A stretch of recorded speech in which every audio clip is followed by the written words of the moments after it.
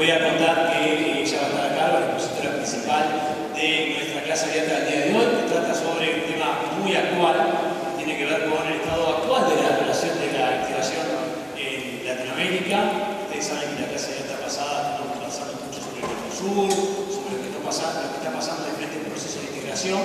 Entonces, me pareció muy bueno tener una clase abierta que atiende un caso de estudio, en particular la comunidad andina, que María Clara es una experta en este proceso de integración, así que nos va a contar las claves de este proceso de integración y fundamentalmente los desafíos en un marco realmente de mucho cambio que tiene que ver con el proceso de integración a nivel de Latinoamérica. Así que creemos que es bien importante estudiar otro proceso que no sea el Mercosur, que es la comunidad andina, pero que, como nos va a contar María Clara, es un proceso de muchísimos años y, bueno, de los pioneros en la integración latinoamericana. Así que bienvenidos a todos y especialmente a vos, María Clara. Les voy a leer brevemente el currículum de María Clara, digo brevemente porque obviamente es muy extenso. María Clara es abogada por la Universidad de los Andes, es máster en Derecho Comunitario de la Universidad Complutense de Madrid, se desempeñó como asesora de la Oficina de Asuntos Legales Internacionales del Ministerio de Comercio, Industria y Turismo de Colombia y fue integrante del equipo negociador colombiano, siendo jefa de las mesas de asuntos institucionales y solución de controversias del Tratado de Libre Comercio de Estados Unidos y Colombia. Fue funcionario internacional en la Secretaría General y Secretaría de la Comisión de la Comunidad Andina. Actualmente es jefa de la Oficina de Asuntos Institucionales y Comunicación de la Asociación Latinoamericana de Integración Árabe.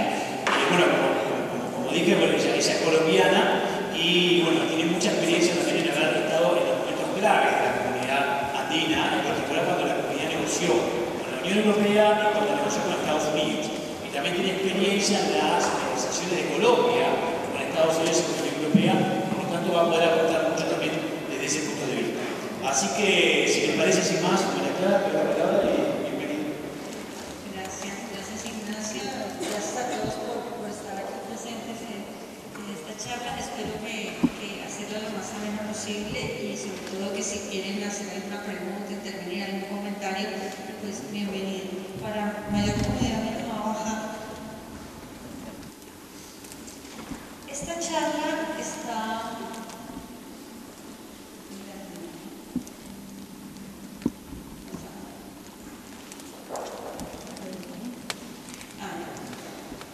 Bueno, no sé si alcanzan a ver bien la imagen, están en tonos lilas y grises, pero si no, la idea de que veamos hoy es ver un poquito en qué consiste la comunidad andina, cómo es este proceso de integración, cuándo surgió, cuáles sus valores y cuáles son los elementos que lo caracterizan, algo sobre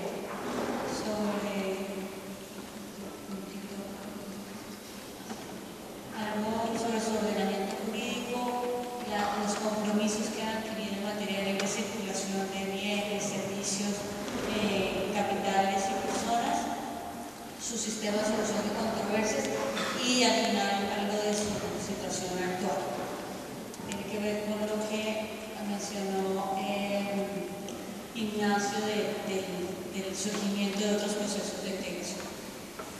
Este proceso de integración surge con la firma del Acuerdo de Cartagena en 1969 y se da en un marco en que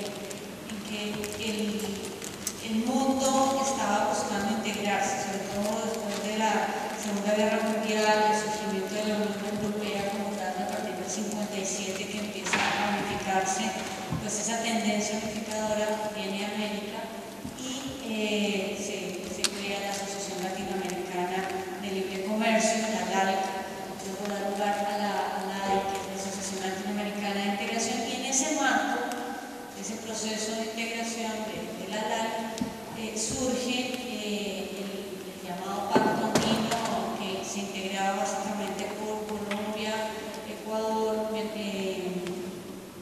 Perú, Chile, y ya después ingresó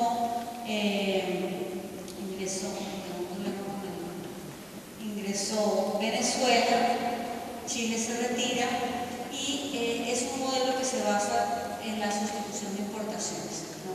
empiezan a hablar de integración en el marco de la LADI, se suscribe no necesariamente con un acuerdo derivado del Tratado de Montevideo de 1980, pero sí en ese marco de negociaciones y de conversaciones de los países latinoamericanos que empiezan a darse cuenta que se pueden integrar y que pueden suscribir acuerdos.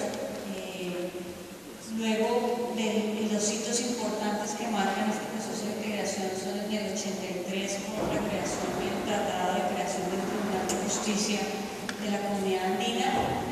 En 1992 se da una situación específica con Perú. Perú amenaza irse del bloque, negocian los países con Perú para que tenga un programa de liberación especial, no se vaya. Y luego en el 96 y 97 se hace una reforma estructural de su esquema y de su organización, donde se crea el Consejo Presidencial Andino, el Consejo de Cancilleres, la Comisión de la Comunidad Andina y la Junta, que antes era dirigida por una Junta, se convierte en Secretaría General. Esto como grandes rasgos los hitos. Después de ese año viene el retiro de Venezuela y hay otros elementos adicionales también que se dan justamente en el marco de ese retiro de Venezuela y a partir de ahí. Perdónenme que estoy así, todavía no me alcanzo a cómo escribo en esto. El sistema andino de integración, que es lo que se conforma a partir del 96-97, está integrado por bastantes instituciones. Como ustedes ven aquí, hay un Consejo Presidencial Andino, que es el órgano máximo, está compuesto por los presidentes de los países, y hay unos órganos de dirección y decisión, órganos de apoyo técnico, un órgano jurisdiccional, un órgano deliberante, y estas instituciones de acá abajo son instituciones financieras, de convenios sociales, consultivas y educativas.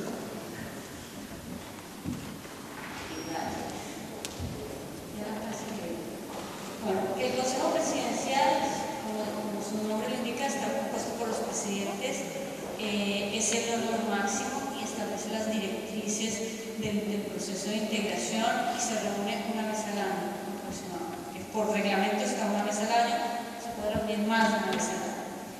El Consejo Andino de Ministros de Relaciones Exteriores es uno de los órganos decisorios del acuerdo de Cartagena, que hoy se llama Comunidad Andina, no es Comunidad Andina de Naciones, sino solo Comunidad Andina. Siempre hay como alguien, la N de CAN, la son como naciones, pero el nombre por tratado es Comunidad Andina.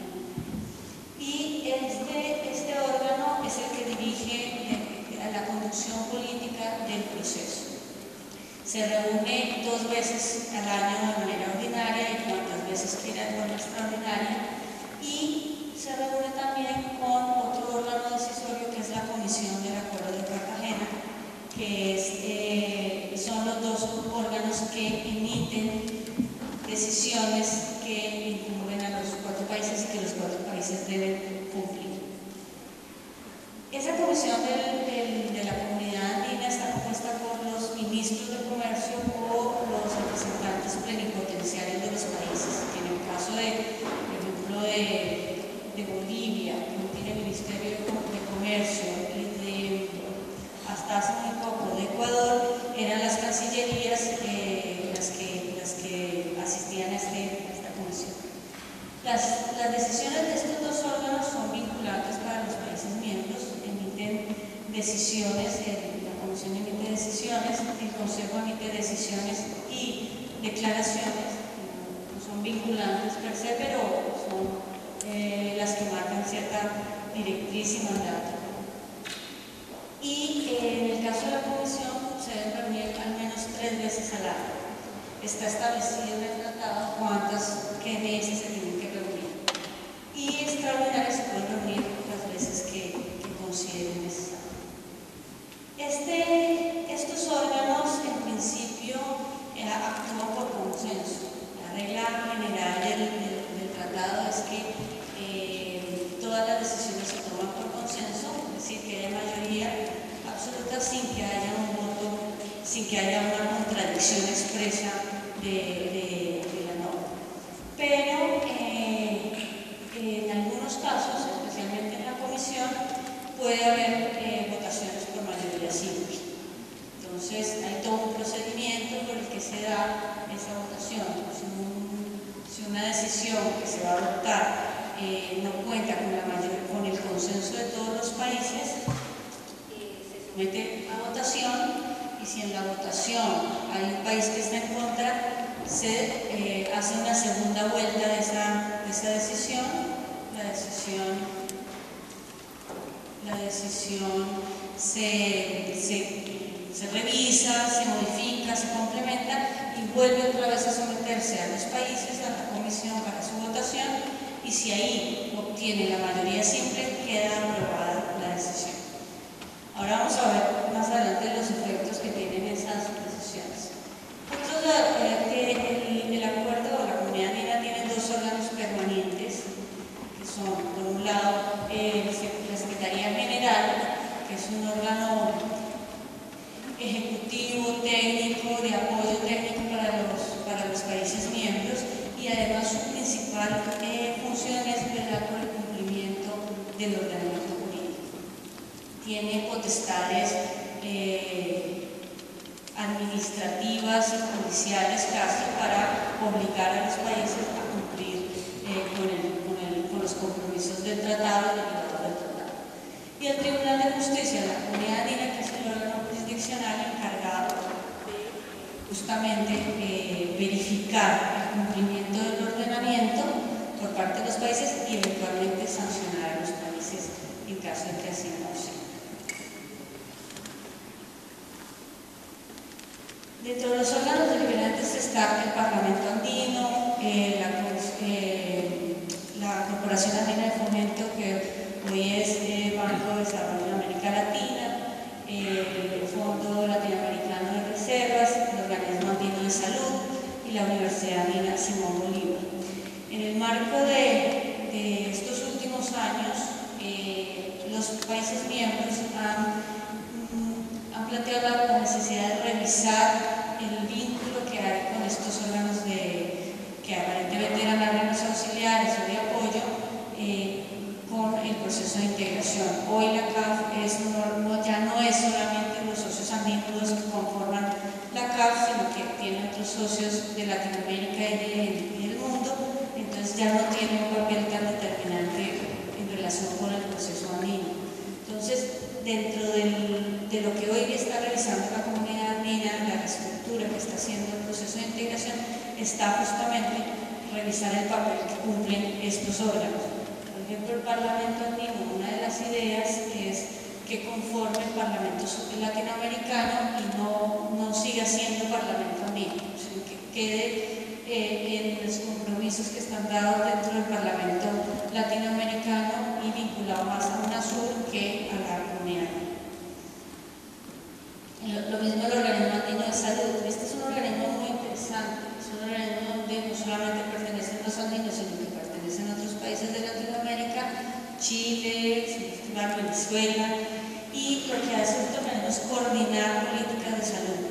Y a veces han tenido unas iniciativas muy interesantes, hacer compra conjunta de medicamentos, hay una serie de iniciativas relacionadas con la salud, donde ya participan los ministros de salud de los países miembros, pero ya está más desligado de lo que es el proceso andino de los 4 países únicamente.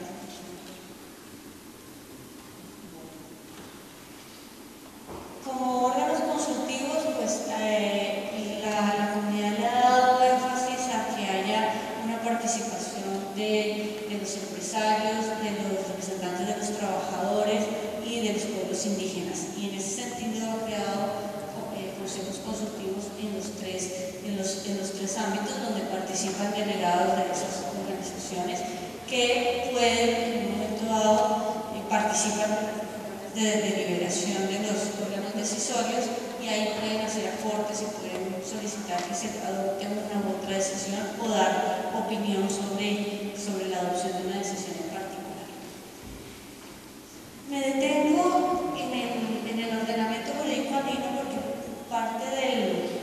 del valor que tiene hoy en día la comunidad andina está dado en este pilar. La comunidad andina desde el año 69 ha generado un ordenamiento jurídico que tiene una relevancia muy importante en los países miembros de la comunidad. Entonces, hay una fuente de derecho de la que surgen normas que son obligatorias para los países y que pueden surgir de alguno de estos elementos. Por un lado, el tratado mismo que creó la comunidad andina, el tratado que creó el Tribunal de Justicia, las decisiones del Consejo de Cancilleres o de la Comisión, las resoluciones de la Secretaría también hacen parte de este ordenamiento jurídico, y los convenios de complementación industrial o los que acuerden los países en el marco de la comunidad. ¿Qué caracteriza ese ordenamiento jurídico andino? Por un lado, es autónomo, no depende de ningún otro ordenamiento, es único, las normas son en función de los fines del proceso, surgen a partir de ahí, no se derivan de ningún otro mandato, y es complejo porque tiene diversidad de opciones en que puede surgir la norma andina, ya sea por los órganos en los distintos órganos del proceso de integración. ¿Y qué caracteriza, cuáles son esos principios del ordenamiento andino? Y eso es como el valor más trascendente que tiene el proceso. Sus normas priman, la preeminencia es uno de los principios, el llamado supranacionalidad, que para algunos estudiosos no es tanto supranacionalidad, sino que justamente una primacía o un efecto, la primacía justamente del derecho sobre el derecho interno. Entonces todas las decisiones que se adoptan por estos dos órganos, el Consejo de Cancilleres o la Comisión de Ministros de Comercio, priman sobre las leyes que emiten los países internamente. ¿Y qué implica eso? Si hay una ley interna que es contraria a una decisión andina, se inaplica automáticamente. No necesita de incorporación, no necesita de ningún tipo de certificación para que así sea. Y ahí voy al segundo principio, que es la aplicación directa. No necesitan ser incorporadas en las gacetas oficiales de los países miembros. Hay una gaceta oficial del Acuerdo de Cartagena, y una vez es publicada ahí, es como si se hubiera publicado en los 4 países miembros. Y es automáticamente parte de la legislación interna de los países. En ese sentido, las normas andinas son obligatorias, son como si fueran leyes de los países. El efecto directo que tienen estas decisiones es que generan obligaciones no solamente para el país, sino para las autoridades administrativas y judiciales de los países, y generan derechos para los particulares, que los particulares los pueden hacer valer ante el proceso de solución de controversias que tiene el sistema. Y particulares me refiero a personas naturales o jurídicas. Entonces aquí este derecho comunitario tiene 3 fuentes. Uno son el derecho primario, que es en ese sentido muy similar a la Unión Europea, el esquema que tiene la Unión Europea, que tiene un derecho primario derivado del tratado originario, en este caso el Acuerdo de Cartagena y el Tratado de Creación del Tribunal de Justicia, un derecho derivado o secundario a las decisiones y las resoluciones, las decisiones del Consejo de Cancilleres y de la Comisión y las resoluciones de la Secretaría General, que a diferencia de la Unión Europea, estas decisiones, en el caso de la Unión Europea, existe la posibilidad de que se emitan reglamentos y directivas. Las directivas son unas pautas para que los países miembros desarrollen internamente. Los reglamentos son obligatorios y los tienen que incorporar tal como están emitidos. En el caso andino, las decisiones no tienen esa doble condición. Las decisiones son como si fueran un reglamento, son automáticamente incorporadas dentro del ordenamiento interno, no necesita ningún tipo de complemento salvo que lo diga expresamente la norma, pero no necesita que haya una transposición o que haya un desarrollo de la norma. El país, no se le dan pautas a los países para que los países desarrollen la norma de una manera u otra. Y en el caso de la fuente complementaria, están los convenios de complementación industrial que hasta hace poco, incluso antes del retiro de Venezuela, tenían un solo convenio, que era el convenio de complementación automotriz. Este convenio se regía únicamente para Venezuela, Ecuador y Colombia. Tenía unas condiciones específicas del mercado, como podría ser los tres. Cuando se retira Venezuela, pues denuncia ese convenio también, y quedan Ecuador y Colombia. Y al año Ecuador denuncia el convenio también, o ha desaparecido.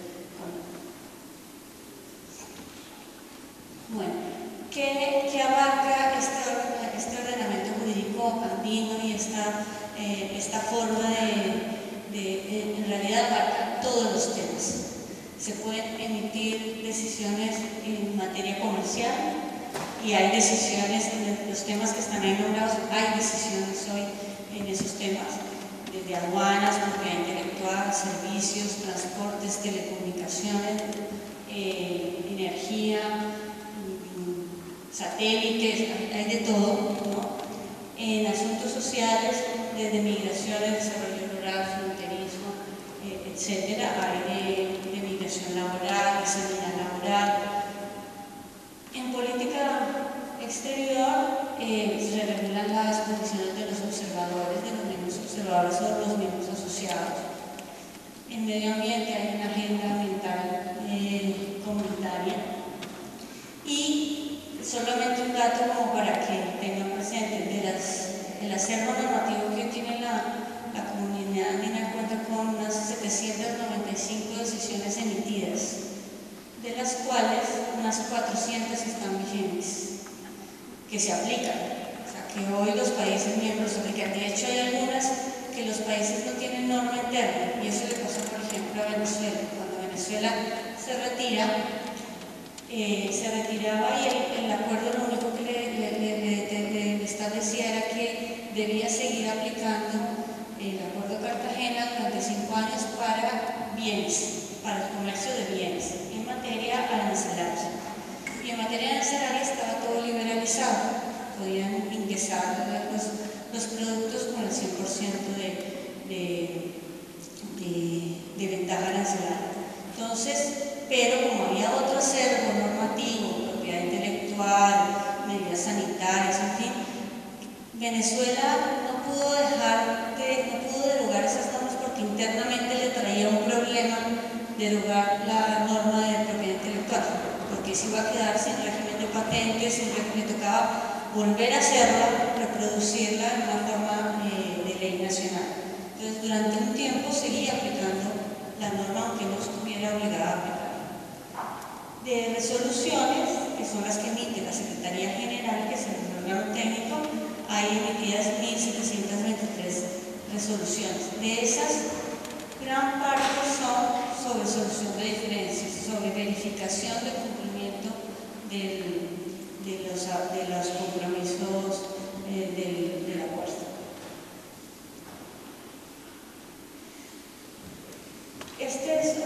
Para elaborar las normas, lo que se hace, las normas no surgen directamente del campo de la comisión, sino que surgen básicamente de un trabajo que vienen haciendo los órganos de apoyo y órganos técnicos, como son los comités de las autoridades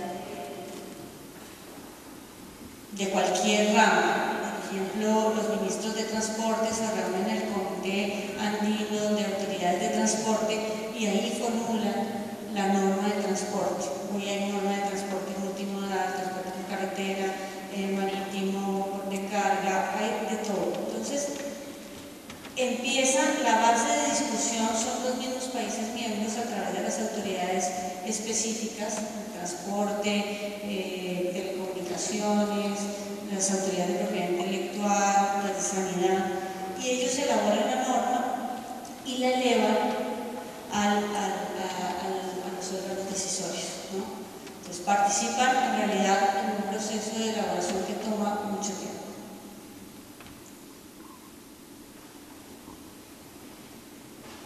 ¿Qué ha abarcado este ordenamiento jurídico? Pues su principal objetivo ha sido alcanzar la libre circulación de personas, de bienes, de servicios y de capitales, de inversiones. Y para eso tiene normas en cada uno de estos pilares. En materia de circulación de personas, pues tiene la posibilidad de que se migre en la región. Un trabajador puede migrar a buscar trabajo en cualquier parte, en cualquiera de los países miembros, a llevar a su familia a que esté en relación, a que tenga seguridad social, a que tenga garantías de salud en el trabajo, en fin, de que se le derechos como los tendría en su país. En el caso de la circulación de bienes, pues es donde más desarrollo ha habido de los países, porque ahí fue donde surgió como el interés de todos de integrarse a nivel comercial. Y hoy existe una zona de libre comercio donde se puede circular, los bienes circulan con preferencias absolutas, tienen un régimen de origen, tienen las obligaciones de eliminar gravámenes y restricciones y tienen políticas o regímenes comunes en materia aduanera, en materia de sanidad agropecuaria, tránsito aduanero, nomenclatura, etc. En servicios ha sido muy abierta la postura o la tendencia que se desarrolló en la comunidad andina. No solamente se plantean respecto a los 4 modos de prestación de servicios, sino que se establecen los principios de garantizar el acceso al mercado de sus servicios, la transparencia, el trato nacional, que es como un elemento que cobija los 4 pilares, y no establecer medidas gravosas a la circulación de servicios. Y en materia de servicios hay un elemento bastante... Y en el caso de las inversiones, pues también tiene un régimen común que busca atraer las inversiones, darles un tratamiento de trato nacional, de no discriminación y que resulte atractivo para los inversionistas. Solo no encontré cifras actualizadas a 2013, debe ser también por el tema de reestructuración que ha habido en el marco de la Secretaría General de la Comunidad Andina, y bueno, encontré este cuadro que en todo caso es bastante diciente porque muestra las veces que ha crecido el comercio de los países miembros. En materia intracomunitaria creció desde el 69 al 2012 196 veces. Y en el caso de extracomunitarios, o sea, de los países en su comercio extrarregional, 73 veces. Incluso después de que se fue de Venezuela, gran parte del comercio, un comercio muy importante de Venezuela, sobre todo con Colombia, pues las especulaciones eran: hasta aquí llegó la comunidad andina, el comercio se va a retraer, no va a haber crecimiento, y fue al contrario, hubo crecimiento, se diversificó. Colombia entró a Perú, que era un mercado que casi no había explotado, no tenía comercio casi, su comercio estaba básicamente con Venezuela, entonces se dinamizó de otra forma.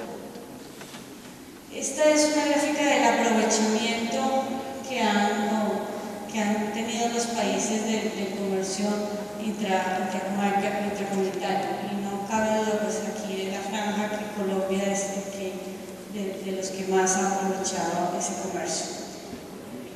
Y para Colombia ha sido como una plataforma para relacionarse con el resto de los países, ahora que tiene una política más de apertura, más de negociación de tratados con terceros. aquí alguna información mencionar que han logrado conformar un mercado ampliado con aranceles para el 100% de los productos, alrededor del 80% del comercio intracomunitario es de productos manufacturados, es decir, que generan empleo y promueven la micro y pequeña empresa. Y hay una experiencia muy importante en los sistemas ambientales de calidad y sanidad agropecuaria. Funciona bastante bien. Un país que va a emitir una norma que puede ser restrictiva o que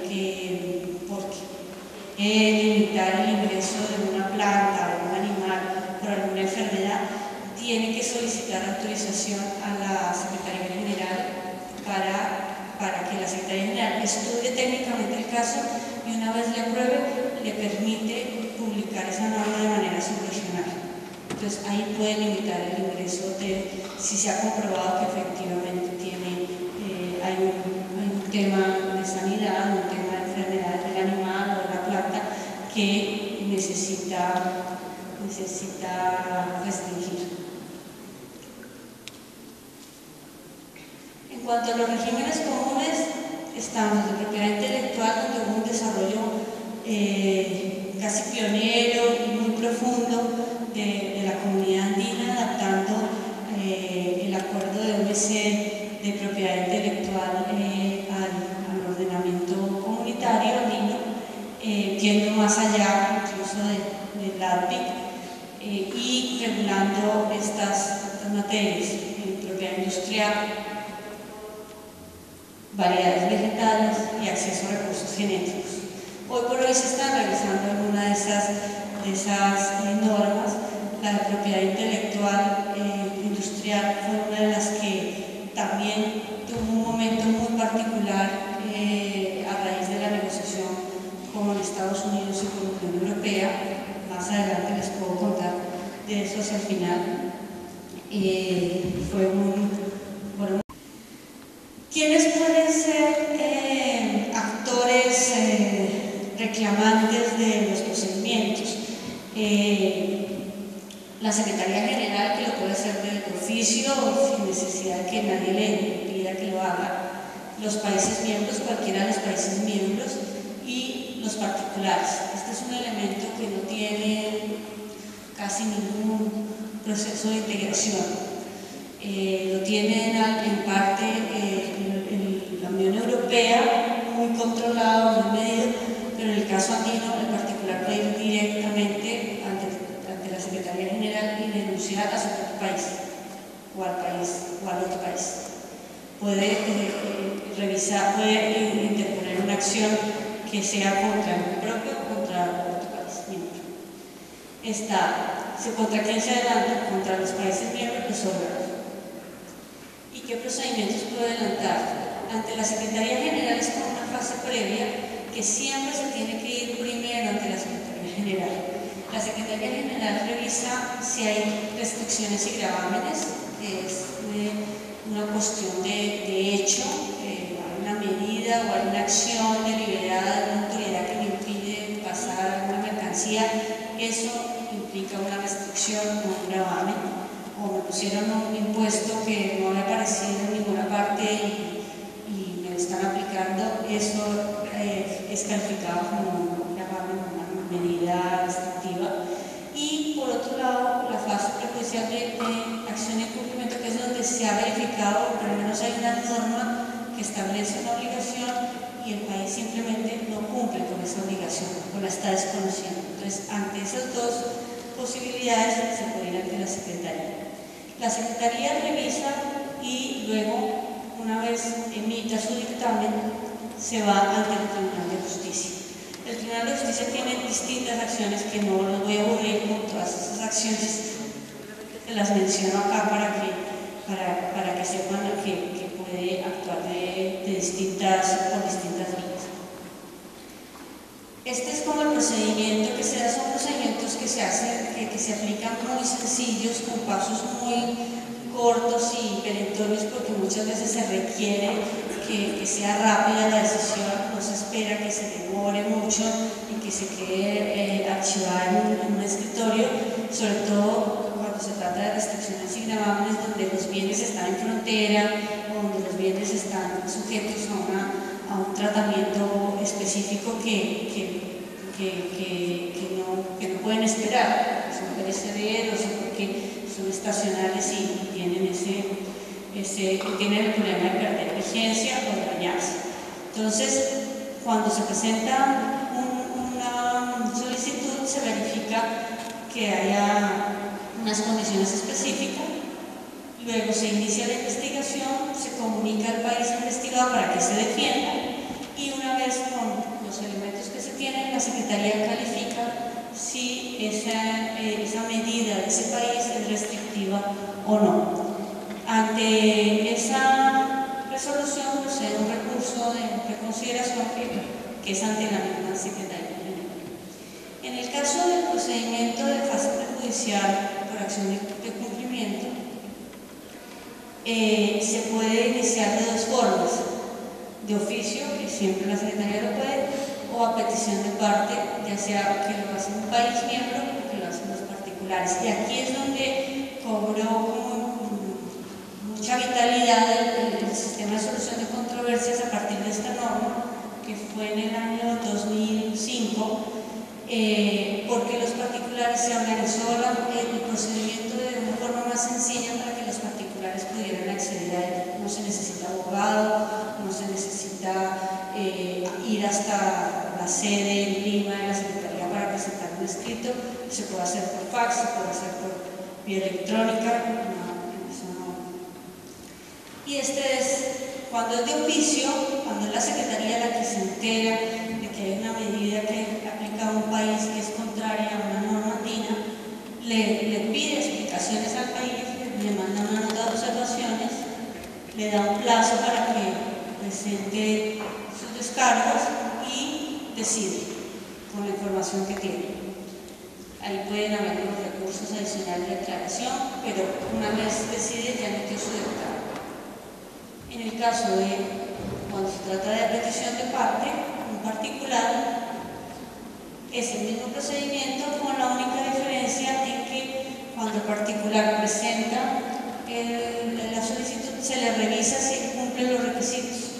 Si no cumple alguno de los requisitos se le devuelve y se le dice: vea, le falta este requisito, complételo. Si lo completa, sigue el trámite, si no, se desestima. En ambos procesos es posible tener reuniones para clarificar el tema, para que los países expliquen con más claridad y los particulares de qué se trata el problema. Y digo que lo dinamizó porque desde su expedición, o desde la decisión 53, se han expedido 57 dictámenes, de los cuales 26 son de incumplimiento. El resto no había incumplimiento. No se confirmaba en ese momento. Pero además lo más curioso del tema es que en la mayoría de los casos, no sé si curioso que habla bien del sistema, en la mayoría de los casos, un 70% aproximadamente, la controversia o el problema se resolvió en esa etapa, no pasó a la etapa del tribunal. Entonces sí ejerce una influencia importante ante la Secretaría, porque la Secretaría, el dictamen de la Secretaría es lo suficientemente valioso como para hacer que un país diga: en efecto, yo voy a modificar la medida para cumplir. Y aquí pasó así. No está la cifra porque no la tengo actualizada, pero en la mayoría de los casos el trámite de oficio se disminuyó y aumentó las solicitudes vía particulares. Los particulares empezaron a utilizar el sistema en gran medida y casi que la Secretaría no volvió a hacerlo de oficio. Bueno, solamente para contarles que se trata el Tribunal de Justicia tiene distintas acciones judiciales, de judicial. La acción de incumplimiento es como la más importante o la que más movimiento tiene, y la de interpretación prejudicial, que de eso también hay elementos importantes que se tomaron también del ejemplo de la Unión Europea, Pero aquí yo quería resaltar que el sistema es gratuito, no es totalmente gratuito. Ante el Tribunal de Justicia sí se requiere que se vaya con un abogado, pero funciona realmente muy rápido y muy ágil. La acción de incumplimiento, bueno, también se interpone ante el Tribunal de Justicia, lo pueden hacer la Secretaría, puede hacerlo los países miembros o las personas naturales o jurídicas. Tiene un procedimiento muy ágil de presentación de documentos, pruebas, audiencia, finaliza con la sentencia.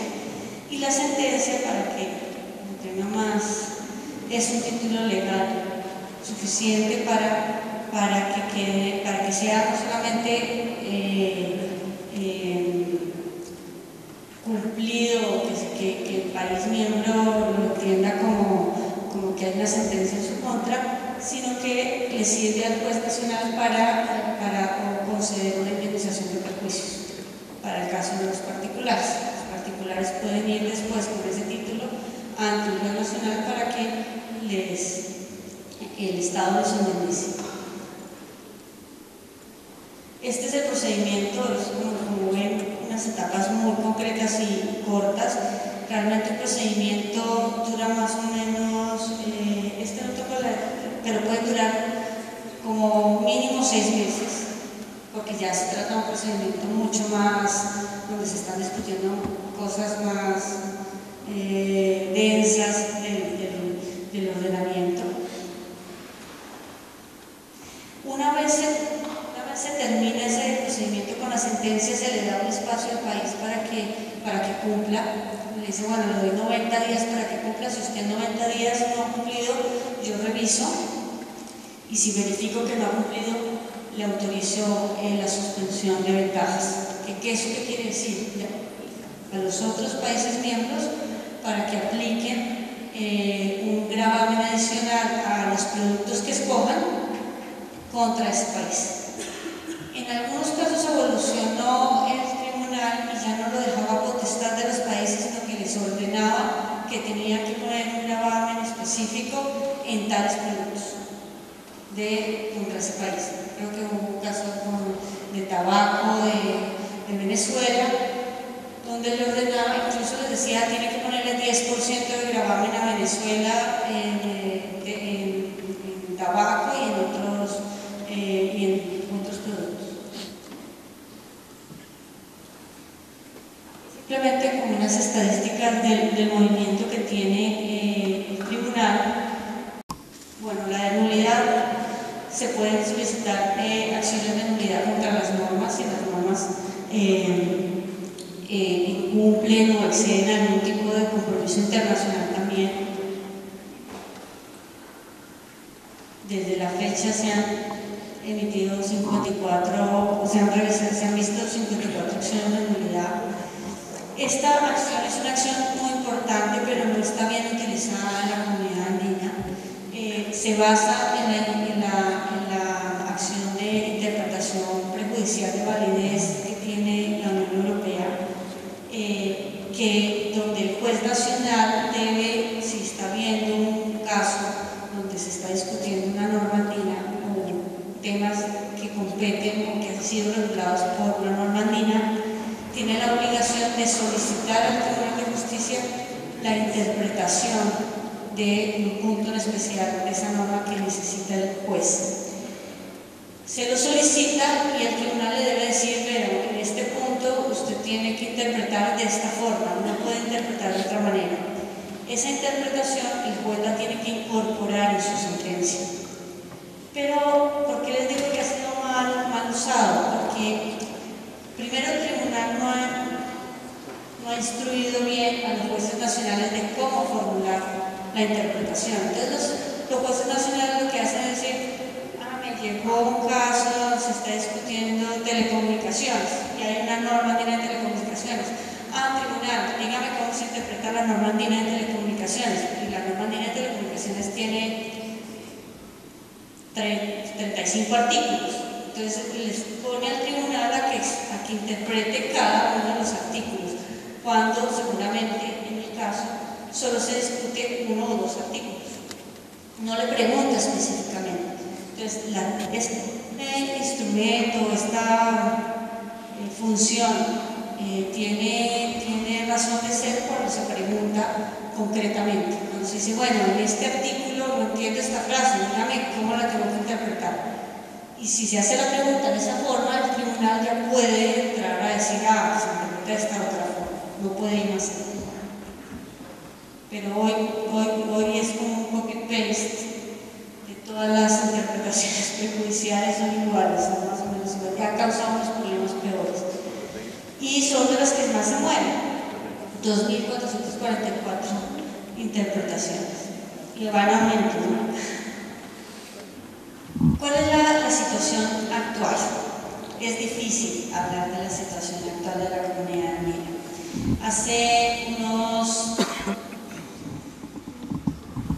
15 días más o menos, o un mes casi, el secretario general de la ley se posesionó nuevamente como secretario general, fue reelegido, y en su discurso dijo algo que es muy cierto para los que vivimos en estos procesos de integración y los vivimos desde el interno, desde el día a día del proceso de integración.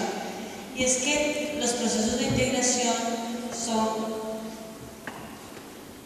son procesos de largo aliento, no son experiencias en las que uno vea los resultados de manera inmediata. Se ve cuando se han sentado las bases primero se tienen que sentar esas bases y muchos años después es que se pueden ver. Incluso cuesta mucho verlos, ¿no? Porque a veces está tan inherente a la forma y a la cotidianidad de hacer las cosas que ni se ven, ni se notan, pero es parte del proceso de integración.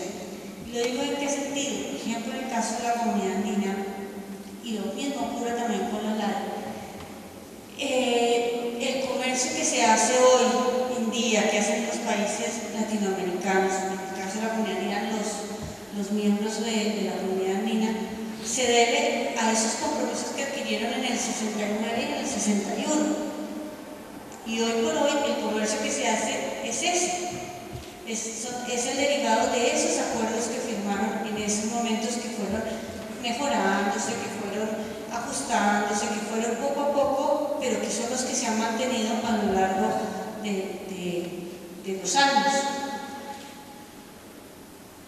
Y uno se encuentra, me pasaba a mí cuando vivía en Colombia y que trabajaba en el ministerio, me encontraba con empresarios que decían, pero ¿para qué la comunidad andina? Eso debería acabarse. ¿Eso para qué es? Eso son puros problemas. Claro, porque los procesos son dinámicos, si no hay problemas, entonces estamos en un tema en que el proceso no tiene vida y justamente parte de los procesos son las crisis, el dinamismo, que haya discusiones, porque eso hace que se tengan que reunir, que tengan que mirar, que tengan que ver soluciones. Y lo que le decíamos en su momento a esos empresarios era, bueno, en el momento en que, listo, nos retiramos de la comunidad andina, nos vamos. Ustedes vieron la franja que ocupaba en el aprovechamiento de Colombia, no es la que más ocupaba. No, nos vamos, ¿a quién le van a vender si no es a los andinos? El día que nos vayamos de la comunidad andina, ese día van a darse cuenta que era un mercado que se tenía y que se perdió. Entonces, no, ¿por qué llegar a ese punto? Porque claro, ellos no lo notaban porque era parte de la cotidianidad. Tener un negocio en Ecuador, vender en Ecuador, tener una plantación de flores, y era parte de lo posible, y no se daban cuenta que esa posibilidad la había dado ese acuerdo que habían firmado los 4 países. Y yo creo que esa miopía la tenemos todos muchas veces al ver los procesos de integración, porque quisiéramos ver algo más, siempre como la fantasía de que quisiéramos ver algo más consolidado, que fluya todos juntos, cantando en el mismo idioma, porque siempre nos repetimos lo mismo, que tenemos el mismo idioma, que tenemos las mismas costumbres, y resulta idioma es parecido, pero nos podemos unir, hay lazos entre nosotros que están ahí, invisibles. Entonces, ¿qué pasó ahora sí, después de este, digámoslo, de reivindicación por los procesos de integración, y yo soy una defensora de los procesos de integración? ¿Qué pasó en el año 93?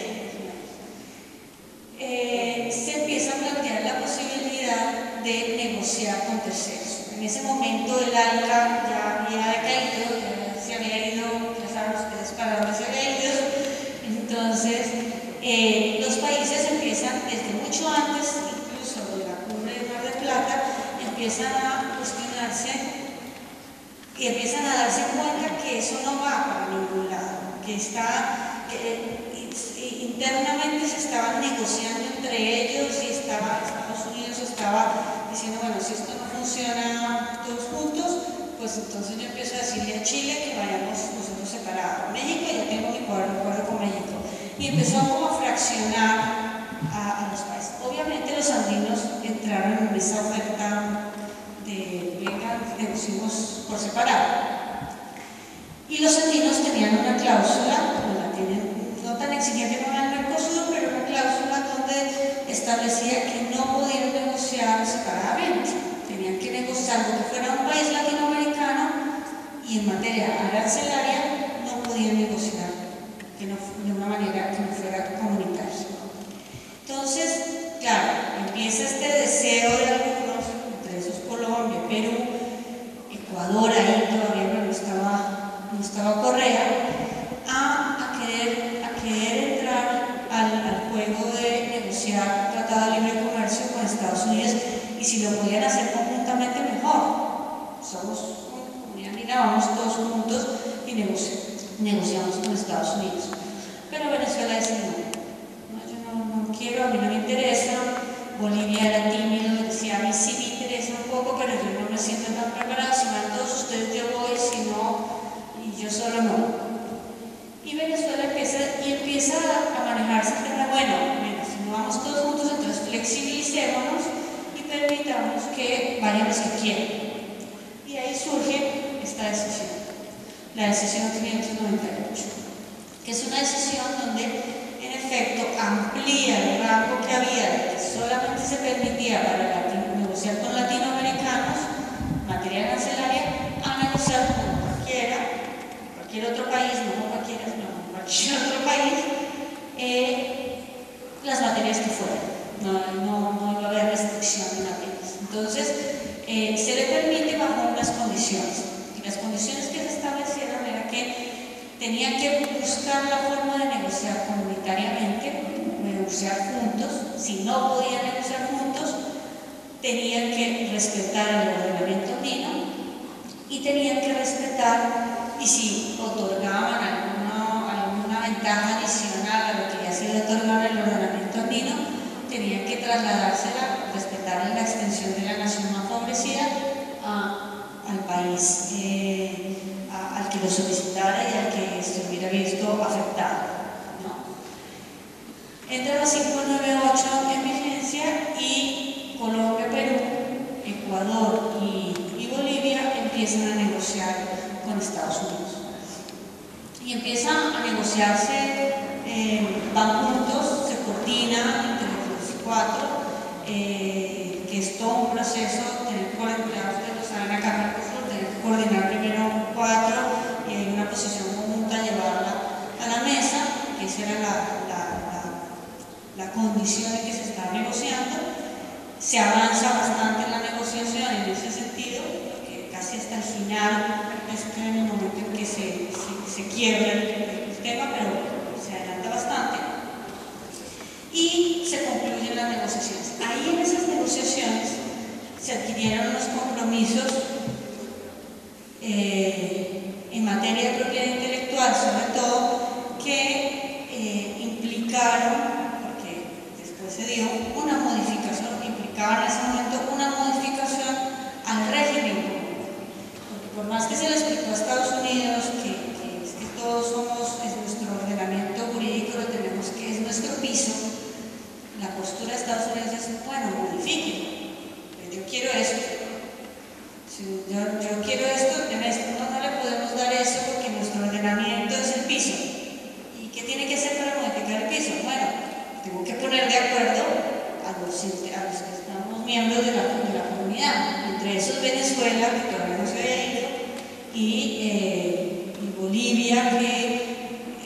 era observador. Si ellos no están de acuerdo, no pasa la norma, la modificación. Si se acuerdan que les conté que cómo se tomaban las decisiones por mayoría. Claro, toca un procedimiento por mayoría. El consenso es como lo que se busca y se prima. Y realmente cualquier país, grande o chico, puede vetar. No hay posiciones más duras o que alguno le doble el brazo al otro.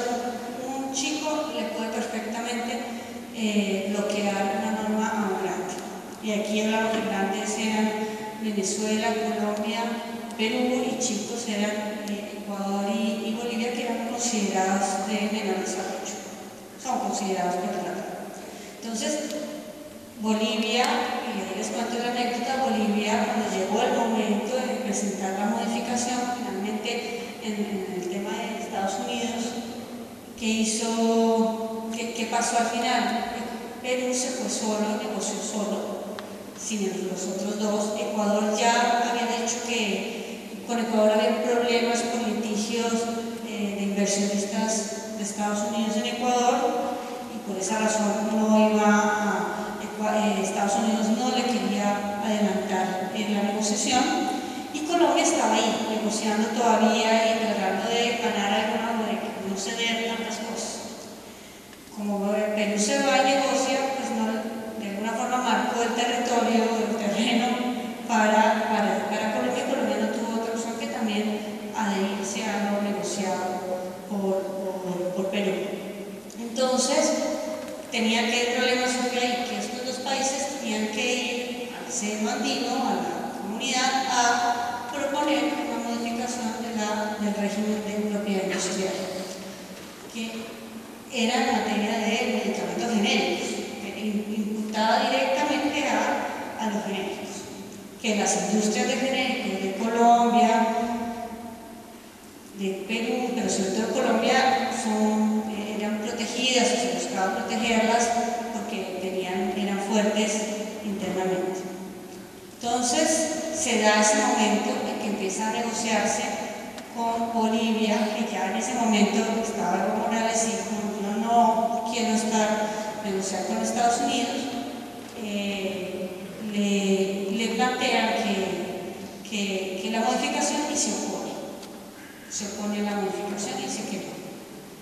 Hay una anécdota también, esa no la vamos a muy largo, pero esta se opone y empieza toda la negociación de no, a convencerlo de que por favor aceptara la modificación. Se la pusieron de todos los colores, rosa, amarillo, verde, esta es la mejor, usted no tiene que hacer nada, y al final llegaron a un punto en que en realidad Bolivia no modificaba su régimen, no se le alteraba a ella ni tenía que cumplir la obligación, quedaba por fuera del tema, no se le afectaba a ella su estatuto. Los otros sí podían profundizar más. Pues fuimos a la votación. Digo fuimos porque yo era en ese momento secretaria de la comisión y me tocó vivir todo el tema de la oposición. La oposición de Bolivia llevó todas las comunidades indígenas a hacer presión en el recinto.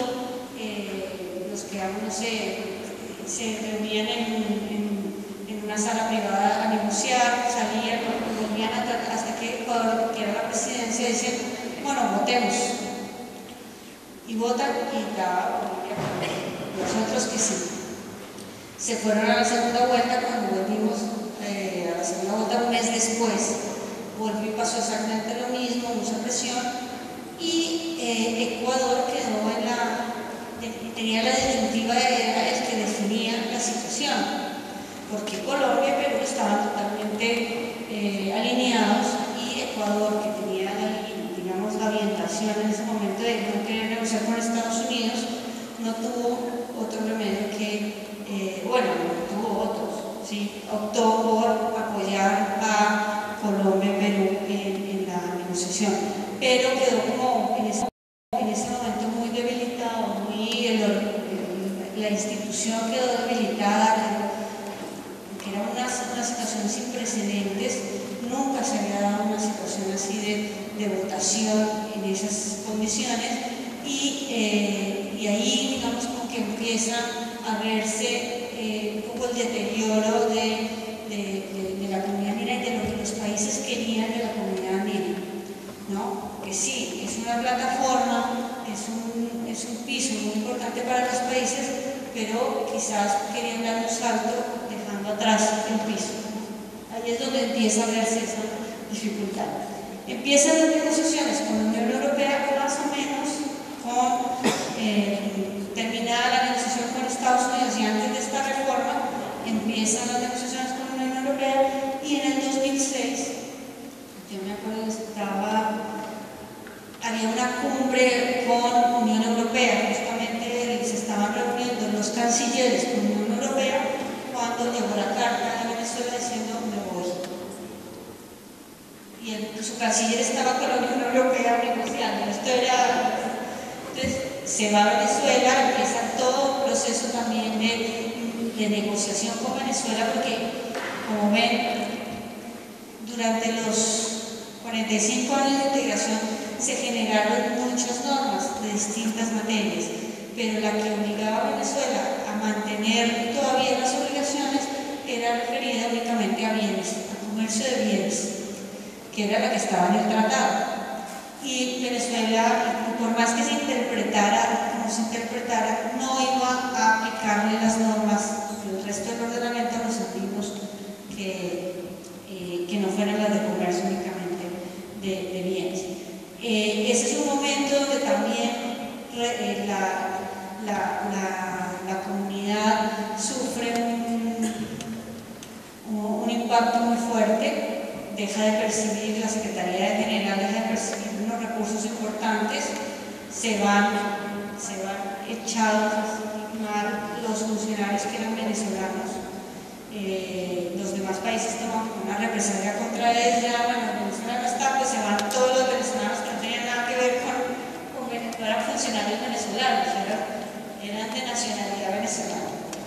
Pero esto también reduce el presupuesto, sí, hace que se piense en tener una secretaría un poquito más chica, que no sea tan técnica. Cuando yo llegué a una secretaría donde había técnico, experto en cada uno de los temas, un experto de los países en ese sentido, y bueno, aquí empieza a reducirse, si no hay tanto experto, es más chico, más secretaría de facilitación de algunos temas y ya.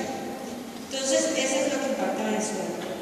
Que después empieza, bueno, se dan las negociaciones con la Unión Europea, donde ya Ecuador llega a mitad de camino y dice yo hasta aquí llego, no puedo seguir en las condiciones en que me están planteando, no. Bolivia dice yo no quiero negociar ni el capítulo de compras, ni el capítulo de inversiones, ni el capítulo de propiedad intelectual, ni el capítulo de servicios. Entonces le dice la Unión Europea, no, pero a ver, yo le puedo dar concesiones a ciertos, pero no me diga que no puede negociar en ninguno, negocie algo y incluso podemos poner plazos superables. No. Entonces finalmente terminan yendo Colombia y Perú. Que ahí es muy interesante también ver cómo va cambiando la postura de la Unión Europea. Porque la Unión Europea había trabajado con la comunidad andina en un acuerdo de cooperación, como preparando a la comunidad andina para ese acuerdo de asociación. Y siempre repetía, no, negociamos con el bloque. Si no es el bloque, no negociamos. Por eso es que tienen que estar preparados para que negocien con nosotros, el bloque. Llegó un punto en que el bloque ya no, ellos mismos se daban cuenta que el bloque no funcionaba, que Bolivia iba por un lado, Ecuador ya no quería, y Colombia y Perú sí.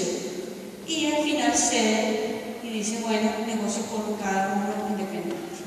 Terminan las negociaciones. Y ahí también se empieza a dar entonces el vuelco de Bolivia y Ecuador hacia el ALBA y acercarse a Venezuela, acercarse a conformar el ALBA, que plantean una negociación distinta, plantean una forma de relacionamiento diferente y que la traen más hacia el sur y hacia la ALBA. Y ahora tenemos los anuncios, por un lado, Alianza Pacífico, que parece una novedad dentro de este concierto de acuerdos de integración, donde participa México, que además, entre otras, cuando Venezuela renuncia o se se va de la CAN, también denuncia el tratado que tenía con México y con Colombia, que era en el marco de la LAI. En el marco de la LAI tenía el G3 y lo denuncia y queda solamente Colombia y México con el acuerdo. Y ese acuerdo se usaba como base para Alianza Pacífico, que lo actualizaron, lo mejoraron, le dieron una vuelta más. Lo demás, pues está Perú y está Chile, entre ellos tienen acuerdos en el marco de la LAI que han ido profundizando. Y esa profundización es lo que hoy es la base de Alianza Pacífico. Y optaron por algo que no está mal. Bueno, pongámonos de acuerdo en lo que nos podemos poner de acuerdo. En lo que no nos podemos poner de acuerdo, pues dejémoslo a un lado y sigamos adelante en lo que sí. Tratemos de impulsar cosas muy llamativas.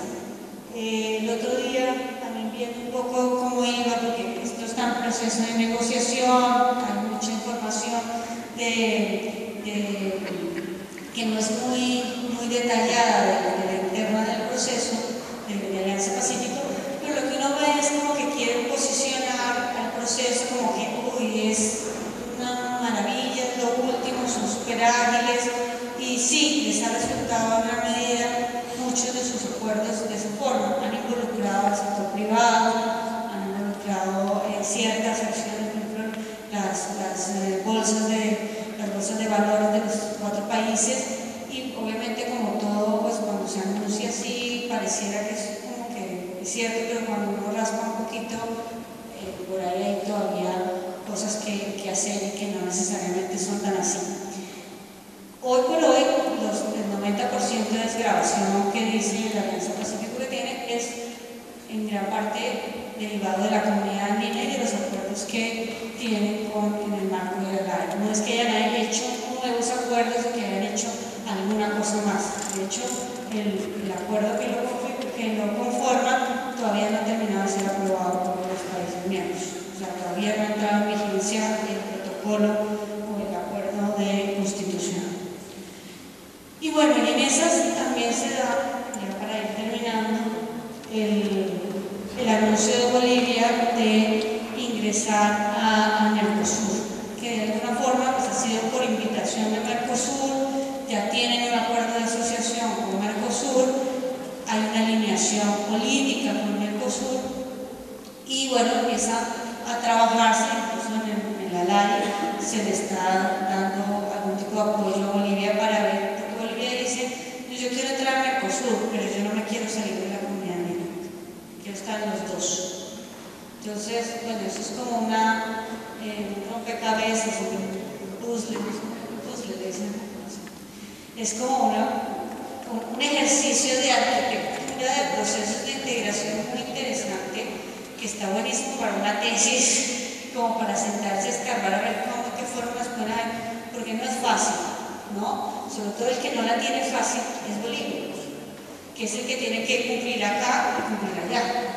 Y a veces los compromisos son los que van a chocar, ¿no? Ahí es donde es difícil. Ecuador, de alguna forma también manifestó, ha sido invitado, pero no ha dado tantos pasos de querer estar en el grupo, de que se concrete, ¿no? Por ahí sí la alineación política está, y por ese lado es que conviene mucho que estén, pero no desde la parte comercial y de la parte de las obligaciones de los negocios, ¿no? Antes de la creación de UNASUR, cuando existía la Comunidad de Naciones Suramericanas, se les denominaba así, después se transformó en UNASUR, se hizo un estudio entre ALADA, Mercosur y la comunidad andina, donde se hizo el detalle, bueno, dónde puede haber esas sinergias y dónde puede haber esos puntos de contacto entre los procesos de integración que podemos hacer viables como región. Entonces, bueno, ahí se viene haciendo. Yo lo que puedo decir es que esa convergencia también parte de los hechos concretos. Ahí sí, no tanto del divague de ir a la inclusión o a los objetivos en sí, sino de los hechos concretos. Hoy por hoy no había, voy a hacer una cuña, una vez publicitaria, hoy hoy no hay en la región un escenario donde se reúnen los empresarios a hacer negocios. Bueno, entre el 8 y el 10 de octubre vamos a tener por primera vez aquí en Montevideo una macro rueda de negocios de empresarios de los 13 países miembros de la región, de los miembros de la LADA. Se han invitado a otros países centroamericanos porque ese es otro escenario que hoy por hoy todavía no nos planteamos. O sea, está CELAC como la gran comunidad de estados latinoamericanos y caribeños, pero no conocemos ni a los centroamericanos ni a los caribeños. A duras penas nos conocemos entre nosotros los suramericanos. Entonces, ese es como un elemento, unas tareas que faltan y que faltan hacerlas pronto. Entonces, ahí, bueno, ya estamos empezando con esos numeritos así.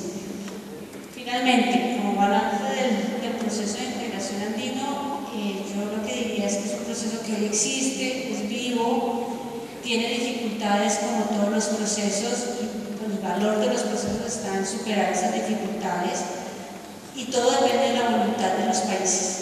Si los países no quieren seguir con el proceso y hay una tendencia muchas veces a dejar morir, como que se quede en el olvido el proceso, no matarlo directamente y decir, bueno, saben que esto no funcionó, apague la luz y vámonos. No hay esa definición por parte de los países de un sinceramiento en ese sentido, sino que los dejan ahí como que letarguen. Pues ahí el proceso hoy se está cambiando. Hoy está en un proceso de reingeniería, volvió a determinar cuáles son los temas que va a resaltar, que son importantes, volvió que el tema de comercio es muy importante, donde se ve el tema ambiental, el tema, no sé, otros temas distintos, que por ahí no podía hacer mucho, sino que apenas eran iniciativas que no tenían mucha concreción. Pero volvió al tema comercial y al tema de justamente tener un vínculo con la Alianza Pacífico, de buscar vínculos con Asia, de participar conjuntamente en macro ruedas, creo que hace poco participaron en una en China, si no estoy mal, hacer sus macro ruedas internas. Entonces, de darle dinamismo otra vez a cosas concretas. Y en eso creo que radica como el ejercicio diario de la integración. No en pensar que de pronto, si no los movemos nosotros mismos, pues no digo nosotros mismos los países, porque desde una oficina en Montevideo una persona no puede mover mucho, ¿no? Entonces, bueno, cualquier otra ciudad. Bueno, muchas gracias.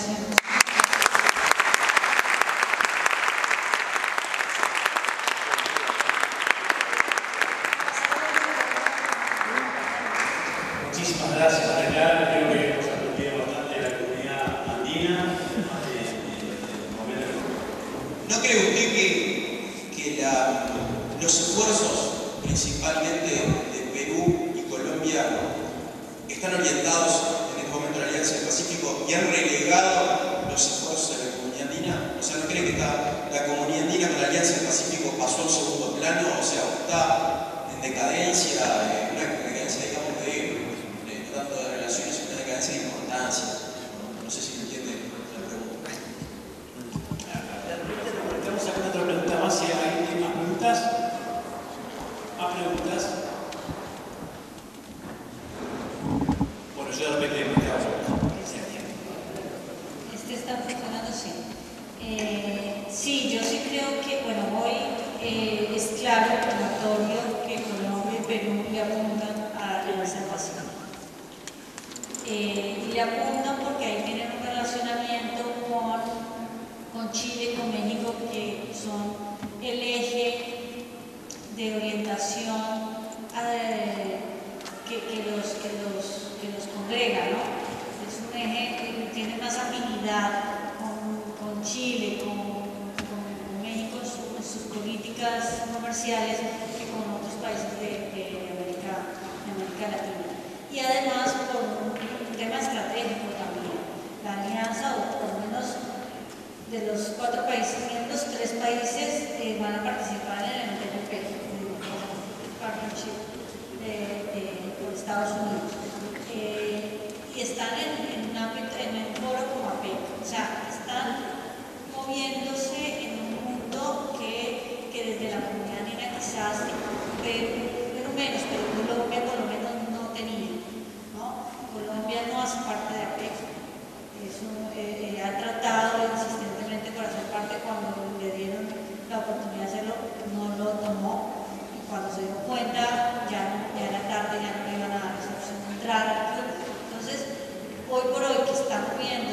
Asia, tanto relacionamiento, no solamente con el TPP, con otros acuerdos que están firmando China y los países del Océano Pacífico, como contrapeso incluso al TPP.